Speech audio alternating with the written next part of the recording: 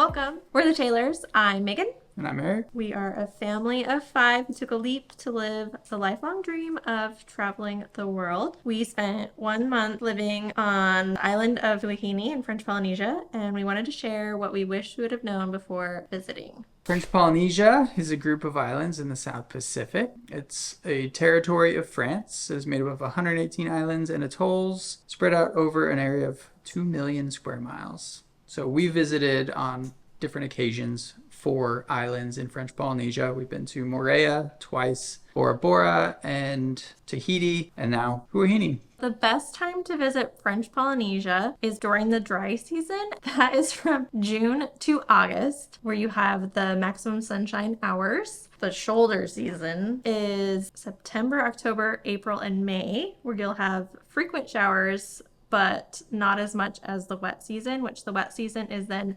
November to March. We have traveled to Moorea in December and found it to be very pleasant. It did rain often. Honestly, I felt like we are here in Huahine in June, and it has rained so much in June. I don't know, because we also went to Moorea again in June another time and had beautiful weather. So I think it's just a tropical place. Huahine is 2 islands connected by a small bridge. That doesn't make any sense. So it's made up of Huahine Nui or Huahine and then Huahine Iti.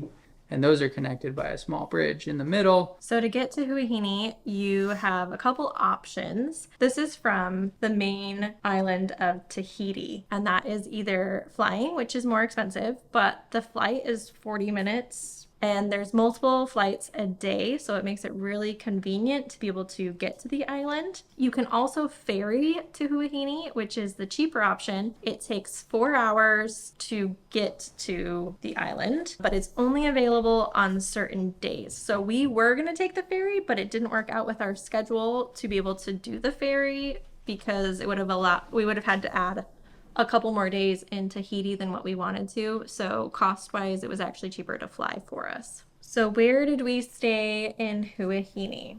Are you asking or Yeah, I'm asking. saying? I'm asking you. So we stayed in an Airbnb, and we stayed just north of the bridge that connects Huahine and Huahine Iti, just kind of up into we'll call it the quote-unquote jungle, really. But we found this location really nice because it's central. We do have a rental car, so that makes a huge difference. One of the reasons why we picked this spot was because of cost. We found this to be a lot cheaper versus the other options that we were considering. And the quality, I guess, of the place. Yeah. So you have to weigh those. And there were some amenities with this that we preferred versus others. Especially when you're staying in a month. Yeah, at a exactly. So that made a difference.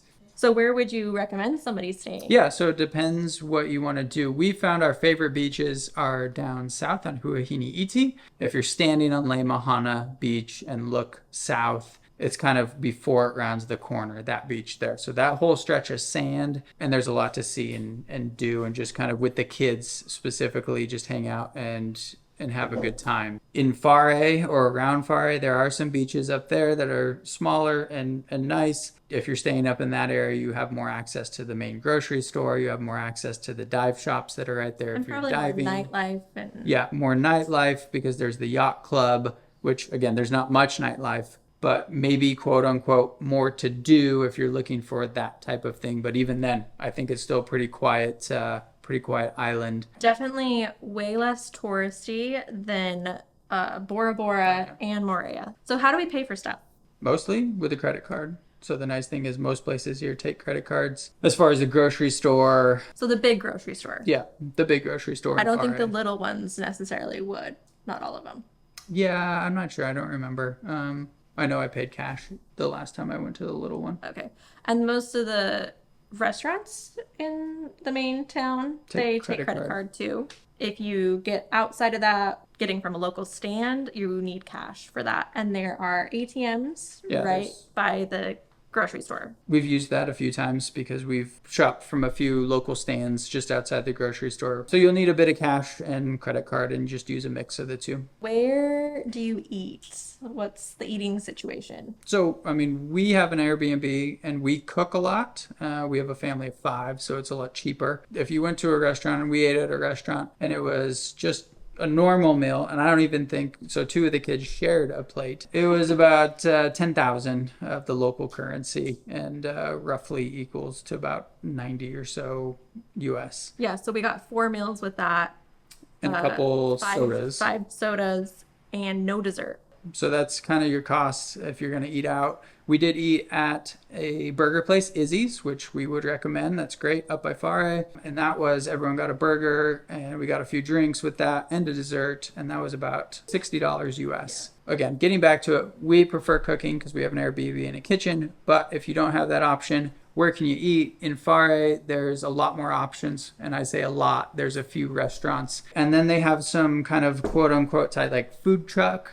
Roulettes, I believe, is what they call them. That's probably not how you say it. We saw them open for lunch and some were open for breakfast. We didn't go venture up there for dinner, but I believe that there are a few open for dinner as well. Yeah, and as a side note with that, you want to check times at restaurants and places because they have random hours. The Le Mahana area, Le Mahana, the resort, has a restaurant on site.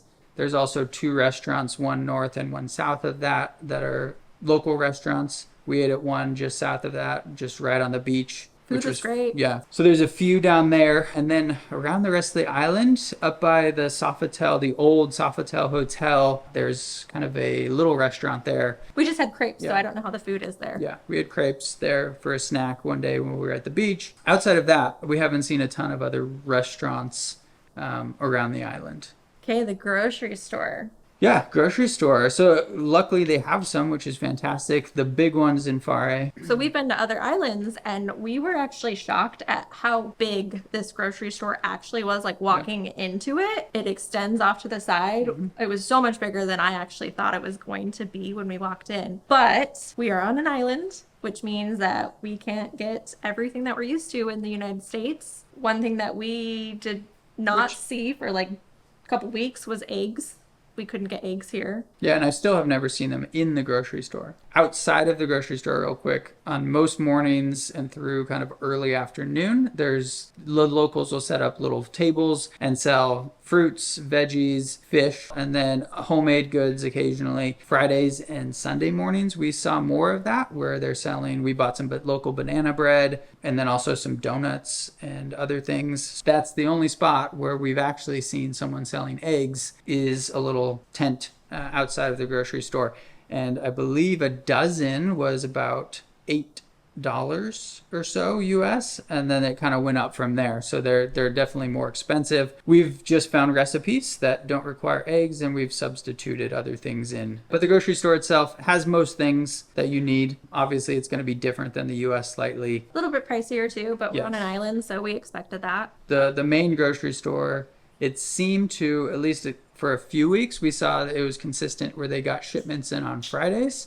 But then one week we didn't see that it came in on Friday, so who knows? But they get different shipments in, and you'll notice because it's a lot busier up in that area at that time. So yeah, some days the shelves are pretty depleted of some things that you may need. I feel like we could always find rice and flour. And then, of course, they always have baguettes, and they're very cheap. Grocery store up in Fare was the main one. And then they have, at least that we saw driving around the island, up north, kind of by the airport area, or that area as you work your way around the island. There was a couple other little grocery stores. We didn't stop in those, but they looked like they had some things to go in and grab. There is one on Huahine Iti. On your way, if you go across the bridge heading south, if you make a right and go that direction, it's on your way to Le Mahana. And that one's pretty small. Some canned goods and some other minimal basic things, some juices, sometimes baguettes. Outside of that, there's not a lot of grocery stores. And you'll probably find yourself in Fare quite often if you are are doing some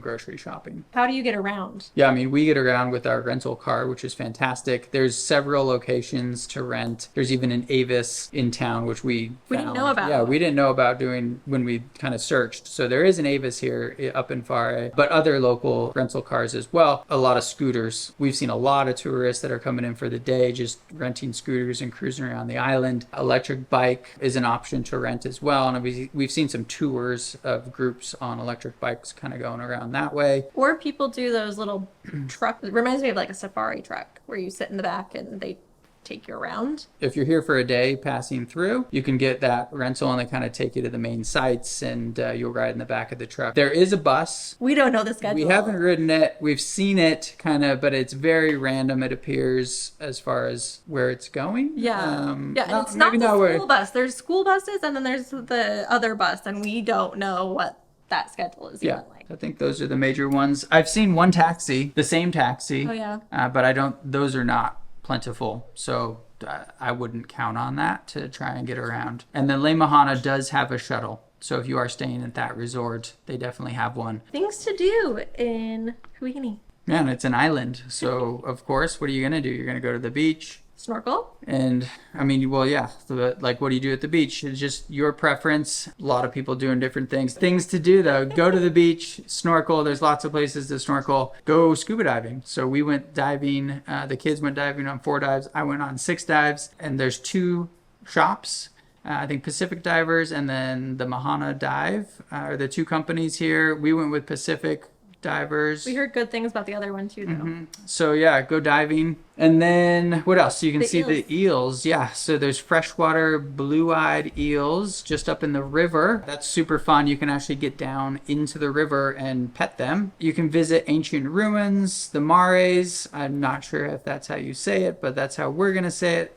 But those are kind of throughout the whole island, which are kind of cool to see. There's not a lot of information at the site. They're also unique because they're 2 levels. And so they're supposed to be altars. And that's very rare to find them in 2 levels. Hiking, yeah. So we've gone on a couple hikes, and those have been fantastic. The Mount Pohurahi hike is a little bit longer. That's on Huahine Iti, but there's a cool view that you hike up to. We'll probably have more information about that in a blog post or something. The biggest thing is you'll want to wear shoes and Take bug spray bug and spray, water. and don't do it if it's going to rain. I mean, you can, You can, but it's going to be gonna hard. be really muddy and slippery. Yeah. So there's that one. And then there's a fun little hike up on Huahine that we did up by the Mare Museum, I'll say, kind of across the street. That takes you up to a mare up there on the hill and a cool view of kind of the north side of the island. So that one's pretty easy and pretty fun. Just lots of offshoots. So make sure you watch our other video about how to get there, because we did get a little lost on that one. Yeah. Those are the 2 that we did. I think there's a few others.